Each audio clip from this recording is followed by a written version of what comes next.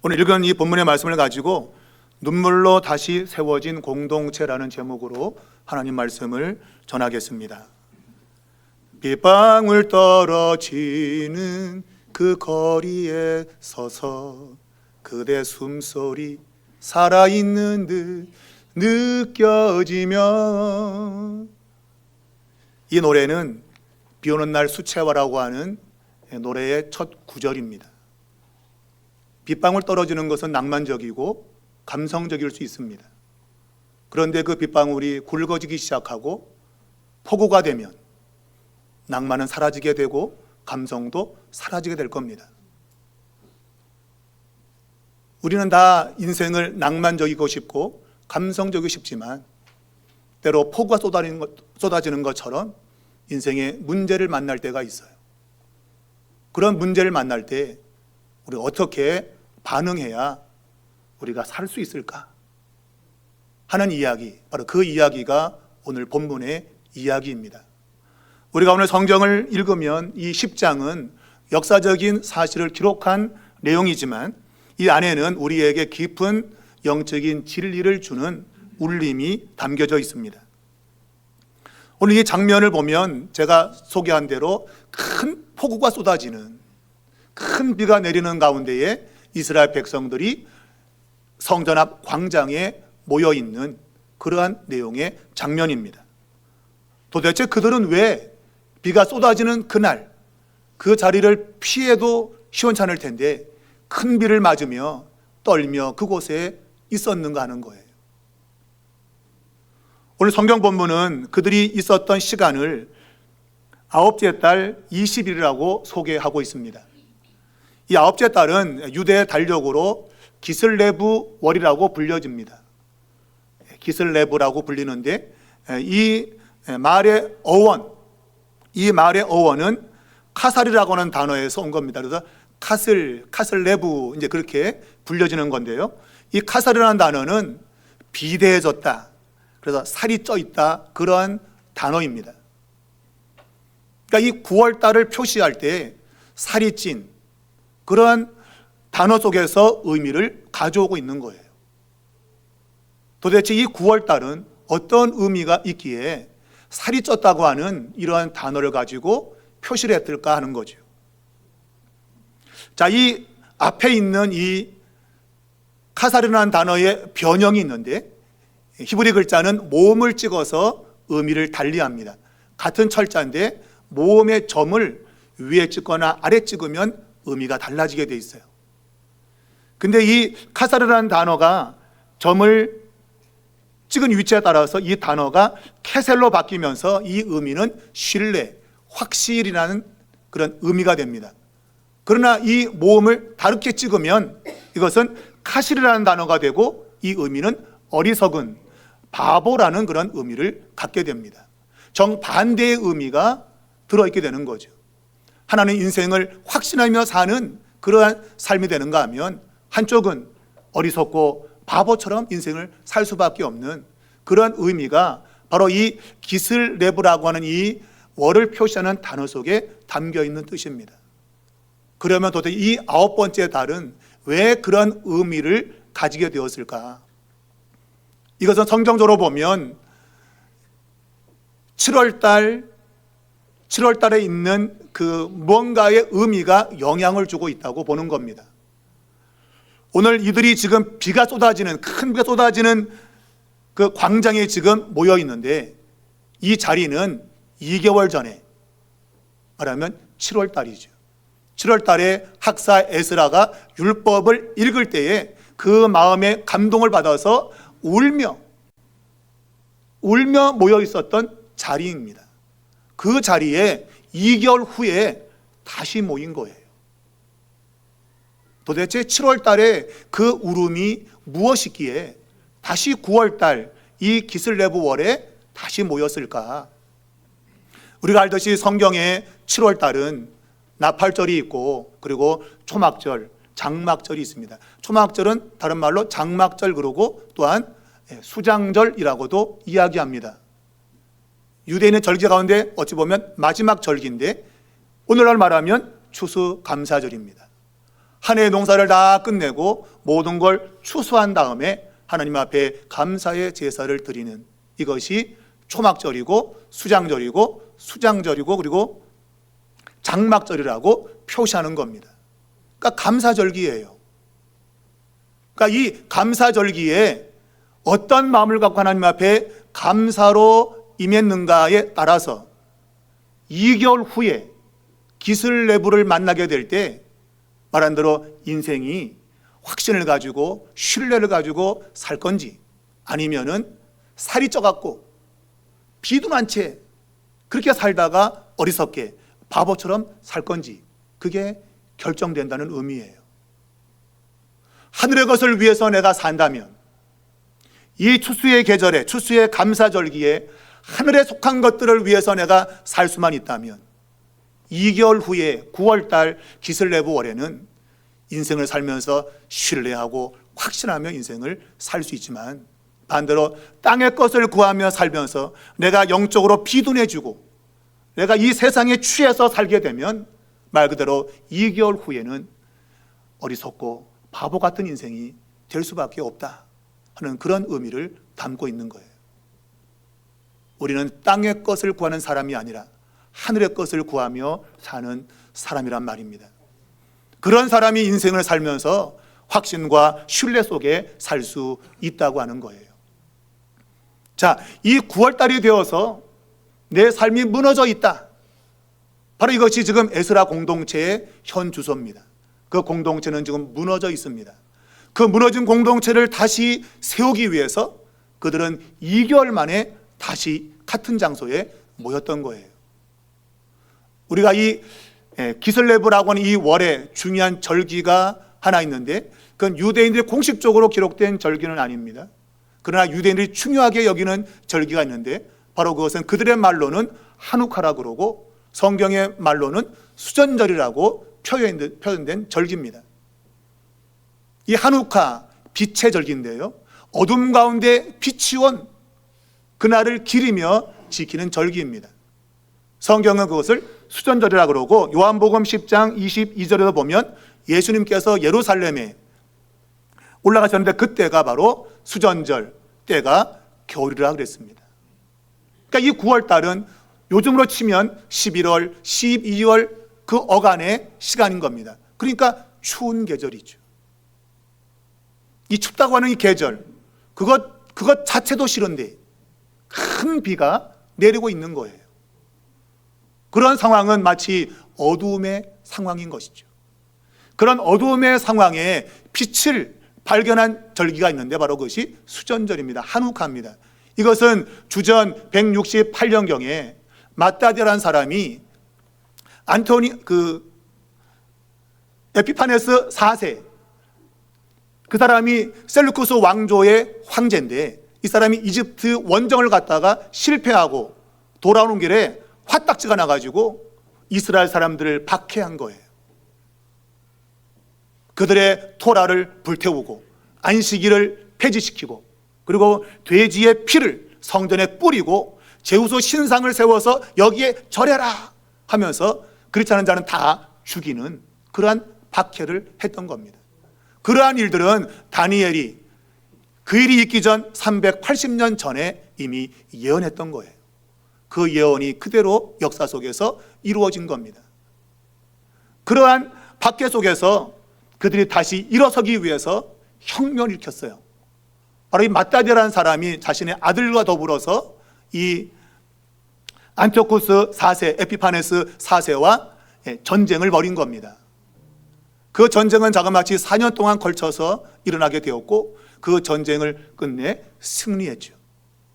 그래서 그 압제했던 세력을 물리치고 성전을 수복하고 독립을 쟁취한 바로 그날이 하누카라는 절기입니다. 근데 그 이름이 붙은 이유는 그들이 성전을 들어갔더니 성전에 그 등대 있죠. 등대 있죠. 그죠? 등대. 불을 밝히는 등대가 있는데 이 등대가 다 차부러져 있고 기름도 하루치밖에 뗄 수 없는 양이 있었던 거예요.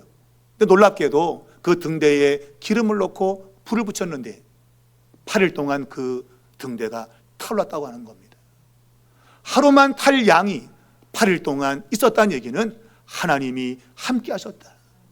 어두운 우리 인생 가운데 하나님이 빛을 주었다고 하는 그런 증거를 그들이 가지게 되었던 겁니다.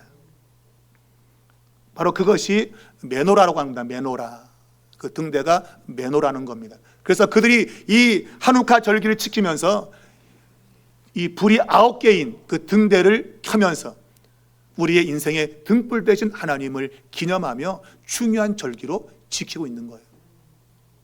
어둠 가운데 살던 그들에게 빛이 왔다는 것이죠.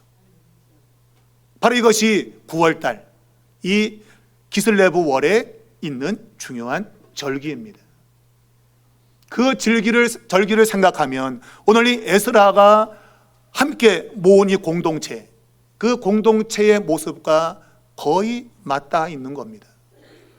에스라 공동체는 포로 70년을 마치고 돌아왔지만 그들은 여전히 영적으로 그들의 정체성을 잃어버리고 세상과 동화되어 살았어요. 이방 여인과 혼인하면서 그들의 신앙을 잃어버리고 세상화되어진 그러한 모습인 겁니다.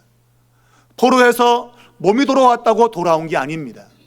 마음이 돌아와야 되는 거죠. 마음이 떠나 있으면 돌아온 게 아닙니다. 그런데 이스라엘 백성들은 몸은 돌아왔는데 마음은 돌아오지 않은 거예요. 여전히 세상에 속해서 살고 있었다, 그런 얘기입니다. 그런 가운데 에스라가 율법을 선포했고 그 말씀에 감동받은 그들이 7월달 추수감사절에 감동을 받아서 야, 우리 이러면 안 되겠다, 바꾸자 우리의 삶을, 그러기 위해서 2개월 후에 다시 동일한 장소에 모인 겁니다. 근데 그때 큰 비가 쏟아졌다. 그때는 추운 겨울이었습니다. 비가 내리고 있습니다. 이것은 낭만과는 거리가 먼 두려움과 떨림 그 자체입니다. 성경은 바로 그들의 모습을 떨며 앉아 있었다고 묘사하고 있습니다. 예, 환경 자체도 떨리지만 가장 두려운 떨림은 하나님의 말씀 때문에 떨고 있는 겁니다. 하나님 말씀을 외면하고 살았던 우리의 인생, 하나님의 심판에 떨어지겠구나, 그 두려움이 실제로 그들을 떨게 만든 거예요. 그러나 그들은 자신들의 삶을 바꾸기 위해서 지금 그 자리에 모여 있는 겁니다. 그들이 그 큰 비가 내리는 그 성전 앞 광장에서 보여주었던 모습 가운데서 우리에게 알려주는 중요한 3가지의 교훈을 생각하고자 합니다. 첫 번째, 그들은 회개하기에 모였는데 이 회개라고 하는 것은 하나님의 의로움을 고백하는 것입니다. 우리가 오늘 이 에스라가 백성들에게 첫 번째 요구한 것을 오늘 11절에 보면 죄를 자백하라 그랬습니다. 너희의 죄를 자백하라, 고백하라는 단어입니다. 자, 근데 이 고백이라는 단어가 토다라는 단어인데 놀랍게도 이 단어의 의미가 뭔가 하면 찬양, 감사라는 뜻이에요. 이상하죠, 그죠? 죄를 자백하는데 그것이 찬양, 감사라고 하는 거예요. 성경을 좀 아는 분들은 이스라엘이 애굽을 나와서 약속의 땅 가나안 땅에 들어갈 때 첫 번째 만난 여리고성을 정복을 하고 두 번째 만난 성이 작은 성 아이성이라는 것을 알 것입니다. 그 아이성 전투는 아주 손쉬운 전투였는데 놀랍게도 그 전투에서 이스라엘 군대는 패하게 됩니다. 성경은 패한 이유를 그 공동체 안에 아간이라는 사람이 여리고성에 있는 물건을 슬쩍, 거기 있는 금과 외투를 슬쩍 훔친 거예요. 하나님은 그것은 절대로 손대면 안 된다고 했습니다. 그런데 아간이라는 사람이 그것을 슬쩍 자기의 주머니에 넣었던 겁니다. 하나님이 보셨습니다. 그리고 보기 좋게 거기에 대한 심판의 결과로 아이성 전투를 패배하게 만든 거예요. 하나님 말씀에 불순종함으로 이길 전쟁을 이기지 못하게 됐단 말입니다. 그 모든 일의 원인이 아간에게 있음을 제비를 뽑아서 밝혀내게 됩니다. 그 제비가 아간에게 뽑힌 거죠. 그때 여호수아가 아간에게 말합니다. 너의 죄를 고백해라. 그때 사용된 단어, 이 고백이라는 단어가 바로 오늘 본문에 사용되고 있는 단어와 같은 단어, 토다라는 단어입니다. 여러분, 하나님께서 그분이 영광을 받으셔야 되는데 그분의 영광을 가림으로 말미암아 전쟁의 패배가 찾아왔던 겁니다. 여러분, 죄를 고백하는 것이 어떻게 감사와 찬양이 될 수 있을까? 여러분, 진정한 하나님이 영광을 받으시는 것은 하나님, 우리는 죄인입니다. 나의 죄됨을 고백할 때 이것이 하나님이 가장 큰 영광을 받으시는 거예요. 우리가 우리의 죄를 감추고 숨기고 살면 하나님의 영광이 가리워지는 겁니다. 오늘 아간이 하나님 앞에 죄를 자백하고 오늘 이 에스라 공동체에서 죄 지은 사람들에게 너 죄를 자백하라. 바로 이 죄의 자백이 하나님께는 가장 큰 찬양이며 하나님께 감사를 돌리는 행위라는 겁니다. 나의 죄됨을 고백하는 것, 그것이 하나님께 가장 큰 찬양이 된다고 하는 거예요. 이것이 우리 기독교의 정체성입니다. 여러분, 세상은 잘 되면 감사합니다. 아마 이 가운데도 아마 오늘 감사헌금을 내신 분들, 추수에 감사하다고 헌금 봉투에 적어서 당당하게 드린 분이 있을 겁니다. 감사하다고. 우리 기독교의 최고의 감사는 내게 베풀어 주신 것에 감사해서 드리는 그 감사가 아니라 오늘 말한 대로 최고의 찬양과 감사는 우리의 죄를 고백하는 것입니다. 이것이 세상과 우리 기독교가 다른 것입니다. 세상의 우상은 내가 뭔가를 많이 갖다 바치면 많이 준다, 많이 받으면 감사하다, 그래서 감사에 돈을 내는 겁니다. 근데 우리 기독교는 그게 아니라 하나님께 최고의 감사는 내가 죄인입니다. 내가 죄인인데 이 죄인을 하나님이 용서해 주셨습니다. 이 고백이 최고의 감사인 것입니다. 여러분이 하나님께 헌금으로 감사하는 것도 귀한 것이지만 오늘 추수감사절에 가장 최고의 큰 감사가 있다면 그것은 하나님, 우리는 죄인입니다. 모르겠어요. 여러분은 죄인이 아닐지 모르겠지만 저는 제 자신을 너무 잘 알잖아요. 제 인간성을. 기도할 때마다 하나님, 나는 죄인입니다 말하지 않을 수 없어요. 겉으로 보기엔 멀쩡한 것 같은데 속은 썩어 냄새나는, 그것이 저의 본성이란 말이에요. 하나님이 가장 영광을 받으시는 것은 죄인들이 자신의 죄를 인정하고 하나님 앞에, 하나님, 나는 죄인입니다, 하나님 항상 옳으신 분이고 저는 틀린 존재입니다, 이것을 고백하는 겁니다. 바로 그것이 토다인데 바로 이것이 감사, 찬양이라는 뜻이에요. 오늘 여러분 추수감사주일에 여러분의 죄인됨을 고백하시기 바랍니다. 그것이 최고의 감사입니다. 에스라가 9장 15절에서 말했습니다. 이스라엘 하나님 여호와여, 주는 의로우십니다. 우리에게는 소망이 없습니다. 그런데 우리를 살려주시다니 하나님 감사합니다. 이것이 최고의 감사며 최고의 찬양이라는 뜻입니다. 오늘 이 예배 시간이 하나님 앞에 그런 감사가 있기를 축원합니다. 두 번째는 말씀 앞에 서 있는 공동체는 죄를 깨닫게 되고 그리고 구체적인 순종으로 나아간다는 것입니다. 오늘 이 백성들은 에스라 인도 속에서 성전 앞 광장에 모여 있습니다. 그들은 비가 억수같이 쏟아지고 있지만 그 자리를 떠나지 않습니다. 누군들 그 자리에 있고 싶겠습니까? 그러나 그 자리를 떠날 수 없는 이유는 그들의 죄인됨을 인정하는 것이란 말입니다.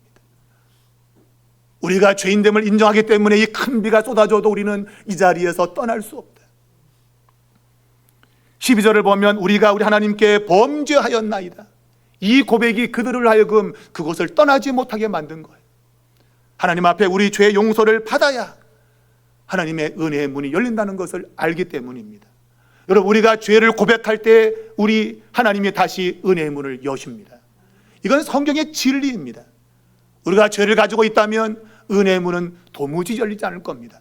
여러분, 어떤 방법으로 해도 여러분 그 문은 열리지 않아요. 그러나 나의 죄를 자백하면 하나님이 은혜의 문을 여신단 말입니다. 그분이 문을 열어야 공동체가 다시 세워질 수 있다는 말입니다. 이스라엘 백성들은 하나님 말씀을 외면하고 살았습니다. 그래서 이방 여인과 혼나지 말라고 했는데 그 말씀을 던져버렸습니다. 내가 좋은 대로 선택하며 살았다는 말입니다. 겉으로는 주여 하지만 실제로는 나여 하고 산 거예요. 내가 원하면 그냥 하고 살았단 말입니다. 말씀이 오는 대로 반응하지 않았다는 거예요. 제가 서두에 말한 대로 여러분, 영적인 비만이 오면, 캐셀이 되면, 캐실이 되면 사람이 움직이지 못해요. 사람이 여러분 살이 많이 쪄 있으면 움직이기 힘든 건 기정사실이에요. 동일하게 여러분, 우리 신앙에도 이 세상까지 가득 차서 영적인 비만이 되면 하나님 말씀을 들어도 우리가 반응하기 어려워요. 그게 기정사실이에요. 그러므로 우리가 하나님의 은혜의 문을 다시 열기 위해서는 영적인 다이어트가 필요한 거예요. 내게 있던 세상 것들을 자꾸 끊어내는 그런 일이 필요한 겁니다. 오늘 그렇게 하려고 오늘 이 공동체가 큰 핏속 가운데서도 떠나지 않고 그 자리에 모여 있는 거예요. 아마 그들의 눈에는 눈물이 흘렀을 겁니다. 눈물인가 빗물인가 알 수가 없구나.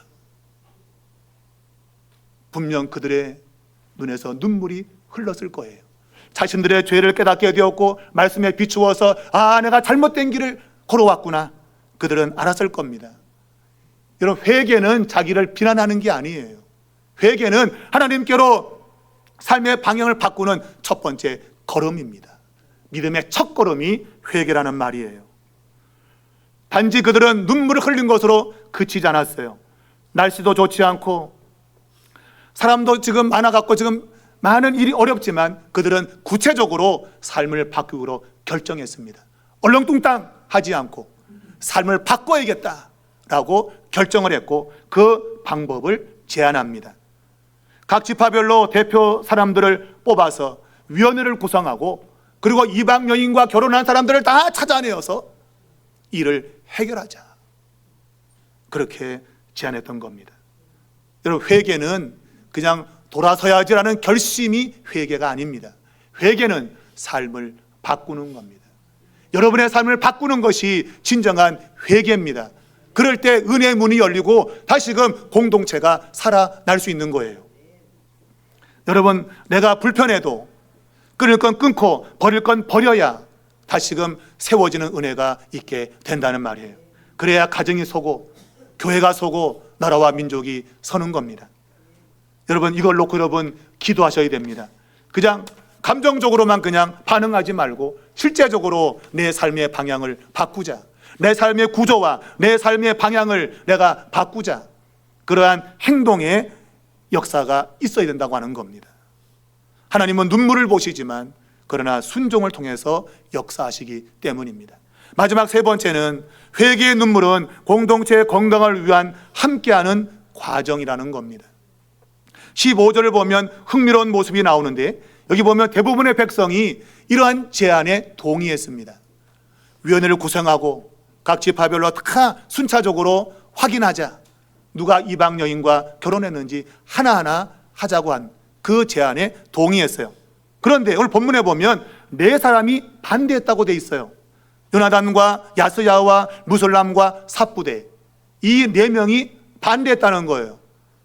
일견 들으면 이거 하지 말자는 거구나 라는 걸로 들리기 쉬운데 그게 아니고 더 강한 입장을 표명한 겁니다. 더 세게 하자. 야, 그렇게 하면 너무 늦어. 시간이 언제 공동체를 세울까 그래갖고 빨리 해야지, 그 얘기예요. 더 강력하게 하고 더 빨리 하자는 거예요. 그런데 16절을 보면 오늘 이스라엘 백성들이 그대로 하니라. 첫 번째 결정한 것을 그대로 하자는 결론을 낸 겁니다. 이 말은 공동체가 다시 서려면 이 입장 다르고 저 입장 다른데 어떤 사람은 빨리 가자, 어떤 사람은 늦게 가자, 어떤 사람은 지금 하자, 어떤 사람은 나중에 하자, 그런단 말이에요. 그러나 그런 공동체이지만 하나가 되었다, 그런 얘기예요. 그대로 하자. 여러분, 목소리 크면 이기는 게 아니에요. 여러분, 교회는 목소리 크면 이기는 게 아니에요. 세상은 이길 수 있어요. 목소리 크면 합시다 그러면. 교회는 그런 곳이 아니에요. 강하게 하자라고 했지만 공동체는 야, 그대로 하자. 그래? 그게 낫겠어? 그래? 함께 하지 뭐. 여러분, 교회 공동체는 하나 되는 것이 가장 중요합니다. 아무리 마음이 뜨겁다고 빨리 가도 빨리 갈 수 있나요? 늦게 온 사람이 있는데 다 달라요. 여러분 돌아보세요. 같은 인간 하나도 없어요. 생각 다르고 몸짓 다르고 다 달라요. 여러분 어떤 사람은 회개를 빨리 하지만 어떤 인간은 회개를 늦게 해. 그럼 기다려야 되는데 저 인간은 회개 안 하네? 여러분 다 다르기 때문에 그거를 맞추어서 하나로 만드는 거예요. 그럴 때 공동체는 세워진단 말이에요. 제가 추수감사절을 맞이하면서 제가 하나님 앞에 최고의 감사를 드린 것은 우리 삼일교회가 하나 되고 있기 때문에 이것이 최고의 감사입니다. 1년 동안 걸어온 걸음걸음 보면 하나님이 우리 삼일교회를 정말 사랑하셔서 성도들의 마음을 하나로 모으고 있구나. 이걸 직접 제가 깨닫게 된 거예요. 여러분 공동체는 다 다릅니다. 어떤 사람은 막 그냥 소리치고 어떤 사람은 조용하고 다 달라요. 그러나 그대로 하니라. 소리 크다고 되는 게 아니고 하나 되자. 결국 하나 된 공동체로 지금 그들이 움직였다는 말이에요. 우리 교회가 하나만 될 수 있다면 우리 교회는 다시금 세워지게 됩니다. 여러분 그렇게 된 이유가 뭐예요? 바로 눈물을 흘렸기 때문이에요. 애통한 겁니다. 현재의 상황 보면서 애통했던 겁니다. 그 흐르는 눈물이 빗물과 섞여 있지만 그러나 그 눈물은 분명히 빛이 난 거예요. 그 눈물을 보시고 하나님이 공동체에 희망의 빛을 던져 주었단 말입니다. 여러분과 저가 누구를 위해서 울 수만 있다면 우리 공동체는 희망의 빛이 있는 겁니다. 한옥화가 된다 이거예요. 오늘 마지막 본문을 보게 되면 이방 여인과 결혼한 사람들의 명단이 나옵니다. 읽다 보면 딱딱하기도 하고 발음도 잘 안 되고 이런 걸 왜 적어놨어? 나쁘게 말하면 야 요것들이 범인이네 그럴 수 있지만 성경은 이 사람들의 죄를 드러내려고 쓴 게 아니에요. 이 사람들은 회복된 사람들이다 그 얘기예요. 여러분과 저가 망하는 것은 죄를 지어 망하는 게 아닙니다. 여러분 인간이 망하는 건 죄를 지어 망하는 게 아니라 죄를 회개하지 않기 때문에 망하는 거예요. 이걸 기억하셔야 돼요. 여러분 여기는 명단은 다 회개한 명단입니다. 아 맞아 내가 지금 그런 죄를 지었어. 그래서 명단이 기록된 거예요. 죄인의 명단이 아니라 회복된 명단인 겁니다. 여러분과 저의 이름도 이렇게 기록된 것이죠. 주 예수 안에서 회개함으로 하나님이 회개한 의인으로 여러분을 구원의 자리에 올려놓은 겁니다. 그러한 사람들이 모여있는 곳이 바로 삼일교회입니다. 우리는 다 의로운 자들이 아니라 다 죄인이지만 하나님의 은혜로 말미암아 사는, 서로를 바라보면서 용서하고 사랑하고 그러며 사는 공동체입니다. 그럴 때 여러분 어둠 가운데 한옥화의 절기가 찾아왔던 것처럼 빛의 절기가 왔던 것처럼 오늘 이 아홉째 날에 그들의 눈물의 기도를 보시고 하나님이 에스라 공동체를 다시 일으켜 세운 것처럼 우리 삼일교회도 다시 일으키시는 그러한 축복이 반드시 있을 줄로 믿습니다.